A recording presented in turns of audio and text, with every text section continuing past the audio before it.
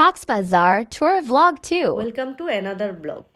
এটা ছিল আমার কক্সবাজারের দ্বিতীয় দিনের ব্লগ। তো সকালটা শুরু হয় কমপ্লিমেন্টারি ব্রেকফাস্ট দিয়ে। এটা আমাদের হোটেলের সাথেই ছিল, বুফে কমপ্লিমেন্টারি ব্রেকফাস্ট। তো ব্রেকফাস্ট সেরেই আমরা চলে আসি বিচে একটা এস্থেটিক ভাব নিতে। सागर की इन लहरों से गहरा है मेरा प्यार, सहराओं की हवाओं में कैसे आएगी। তারপর সেখান থেকে আমরা একটা অটো হায়ার করে চলে যাই রামু বৌদ্ধ মন্দির দেখতে। ওইখানে নাকি দুটো বৌদ্ধ মন্দির আছে। এটা আমরা অটোর সাথে কথা বলে প্লেসগুলো নির্দিষ্ট করে উনি আমাদের রামুর দুটি বৌদ্ধ মন্দির এবং ফিশ মার্কেট, বার্মিজ মার্কেট, আরও 2-4টা জায়গা মিলে আমরা ফুল ডের জন্য ওনাকে 1500 টাকায় একটা বড় অটো হায়ার করি।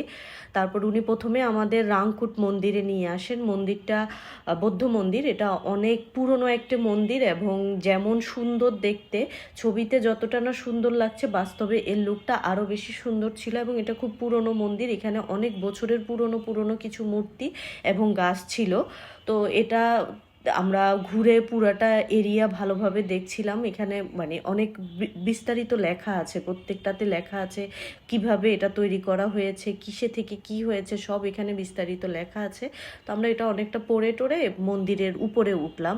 তো মন্দিরে জুতা পায়ে উঠা যায় না, আমরা জুতা খুলে তারপরে মন্দিরের ভিতরটা গেলাম।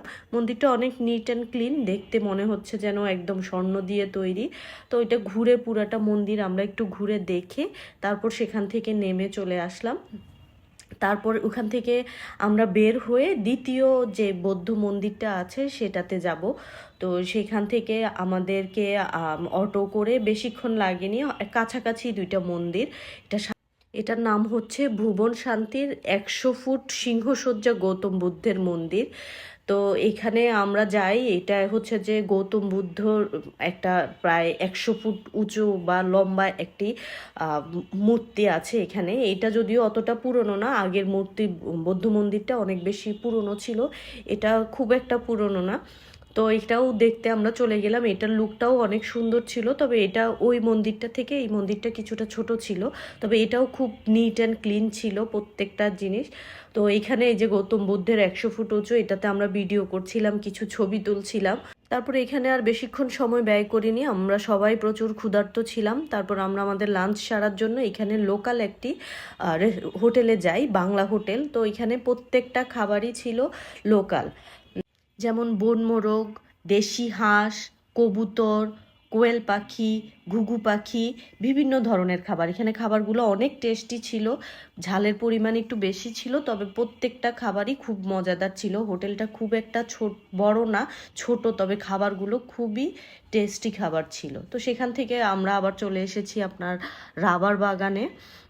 এটা ছিল পাশেই রামুর রাবার বাগান। তো ওইখান থেকে রাবার বাগান থেকে আমরা একটু ঘুরে টুরে এসে আমরা হোটেলে সেদিন যদিও আমাদের আরও অনেকগুলো প্লেসে যাওয়ার কথা ছিল, তবে আমাদের আসার পথে একটা ছোটোখাটো অ্যাক্সিডেন্টের সম্মুখীন হই রামু থেকে আসার পথে। তো তারপর আমরা আর কোথাও যাই না, আমরা হোটেলে এসে, আমাদের হোটেলে একটা পুল ছিল, সুইমিং পুলে বাচ্চারা কিছুক্ষণ গোসল করে সেখান থেকে আবার আমরা বিচে চলে আসি সবাই, যে একটু গোসল করে আমরা বিচ থেকে যাব।